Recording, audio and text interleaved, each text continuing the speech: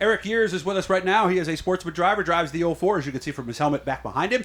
He is one of the younger drivers in the division here at Land of Legends Raceway. Just graduated from college, first of all, or just graduated from high school. First of all, congratulations. I understand you're going to be out in the front stretch tonight, huh? Yeah. Nerve-wracking? You don't seem like you're no ready wrecking for that, right? You're not going to be going waving everybody, huh? Yeah, no wrecking. So how long have you been racing? You told me you raced in Lime Rock in the 125 micros. You were quite the winning driver. Yeah, so I'm 18 now, and I've been racing since I was 9 years old. So almost 10 years. Mm-hmm.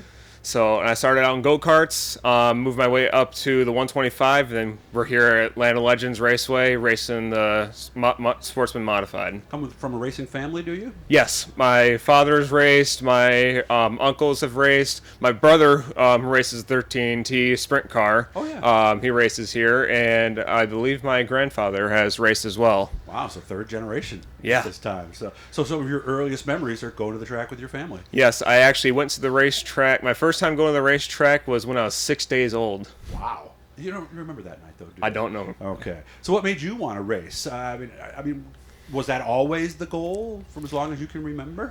So I know I've always watched my brother race when I was little, and I remember when I was young, I got the choice of a four-wheeler or getting a go-kart and racing. I chose go-karts, and almost 10 years later, here I am racing at a half-mile dirt oval. Yeah, in a DIRTcar Sportsman, one of the top divisions in dirt racing. So let me see, 3 to 4 years. How close are you to that win as of right now, do you think? Still got a long ways to go. Still learning the car, still learning what's tight and what's loose and everything like that. But I've got my dad and my brother who's helping me out with all this stuff. And it's a long journey. It's a fun journey. And hopefully someday we'll get that win, that Sportsman. Most drivers, as they're coming up and they're at the stage where you are right now, the people around them have certain things they're trying to drill into your head, certain things you need to do and other things you shouldn't do. What are on those lists? What are they preaching to you about? Definitely getting to the bottom is one of them. Okay. Well, you tend to drift out a little too much sometimes? Yeah. Okay. I would say that'd be the biggest thing, getting to the bottom. And it's a bit of a challenge sometimes with the track being the way it is. And if it's a loose track, I tend to struggle a little more getting to the bottom. But when it's slicker, huh? Yes. Okay, so you need to back those corners up a little bit maybe, huh? Yeah. Okay. Well, I would imagine a lot of that's going to come with experience, isn't it? It will, yeah. Okay. Back when I was racing 125, this was a lot easier racing than these things.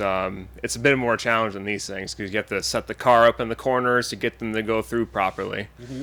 And, of course, you're also racing against some guys, a few of them, that have been racing this track at a Sportsman longer than you've been alive. That can't help, can it? No, it doesn't help at all. Tell me a little about yourself. Do you have any idea what you're going to do? Because you said you actually did some YouTube stuff yourself. Yes, I do. You do still?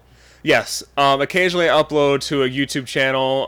It's mainly just some random gaming stuff that I put clips up on just as something to do whenever I'm bored and stuff like that. I also live stream on Twitch as well.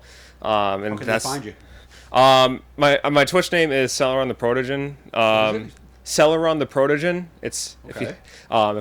If I need to, I'll send you the thing to put in the video. So people who know that will know it. Yeah. Okay. All right. It's a small channel, but I stream some games on there, and it's generally just have a lot of fun on there, and got to worry about copyright and all that stuff. We were just talking about that. That's why we're inside the holler, because they're playing music on the speakers today. So that's why all the interviews this Saturday. So when I mentioned that to Eric, he goes, "Yep, got it, understand, know exactly what you're talking about." So as an 18-year-old, I would imagine it's kind of a challenging time for people of your group. We had a year and a half where things were shut off and things were changed.